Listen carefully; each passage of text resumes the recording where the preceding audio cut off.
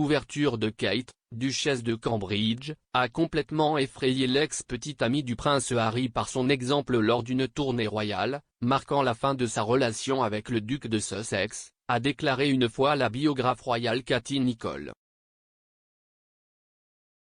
La duchesse de Cambridge a laissé les téléspectateurs sans voix avec une performance sans faille au piano lors d'un service de chant de l'abbaye de Westminster qui a été diffusé à la télévision la semaine dernière. Elle a accompagné le chanteur Tom Walker pour jouer son single de Noël pour ceux qui ne peuvent pas être ici dans un moment émouvant.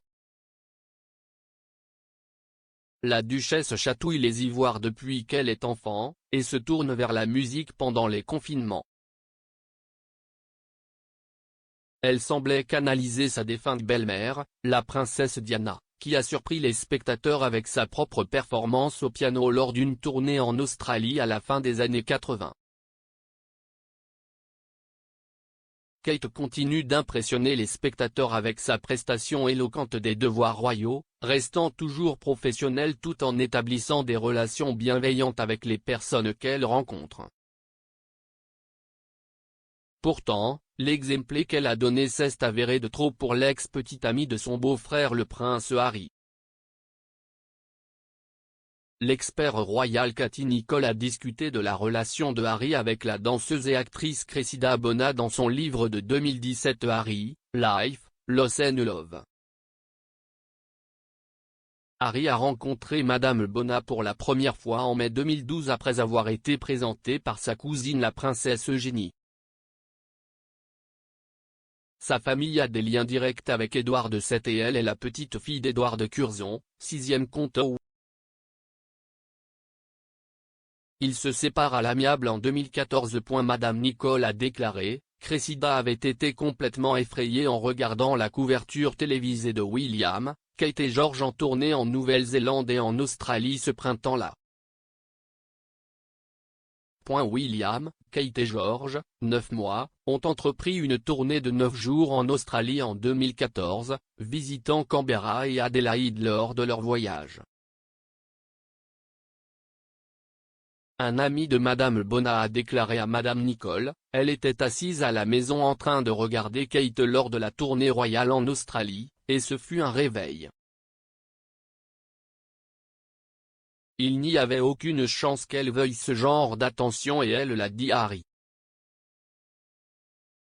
L'ami a ajouté, Harry ne voulait pas que les choses se terminent. Il était amoureux d'elle et il a essayé de la convaincre qu'il pouvait le faire fonctionner, mais la décision de Cressida était prise.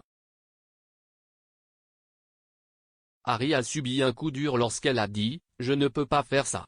Je pense qu'elle lui a vraiment brisé le cœur. Le couple s'est séparé et est resté de bons amis. Madame Nicholl a ajouté, 2 fois, Harry a eu le cœur brisé parce que les femmes dont il était tombé amoureux ne voulaient pas partager la vie dans laquelle il était né. Un autre ami a déclaré au Télégraphe à l'époque que la scission avait donné à Madame Bona l'opportunité de se concentrer sur sa carrière.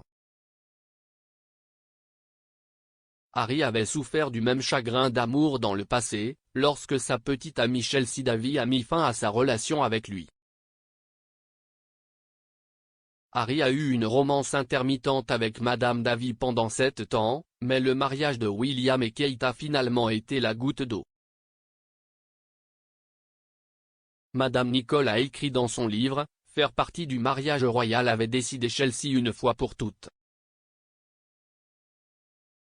La vie d'une épouse royale n'était pas pour elle et elle a dit à Harry qu'elle ne pourrait jamais faire les sacrifices que Kate avait faits.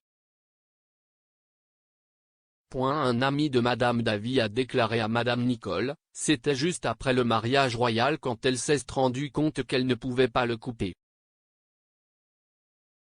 Elle a vu ce que ce serait sous les projecteurs, et elle ne voulait pas de cette vie pour elle-même. Elle aimait vraiment Harry, mais savait que ce n'était pas une vie qu'elle pouvait mener.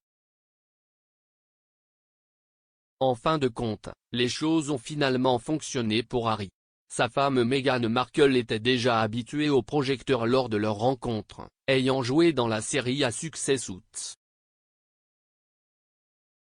Madame Davy et Madame Bona ont toutes deux assisté au mariage de Harry et Meghan en 2018.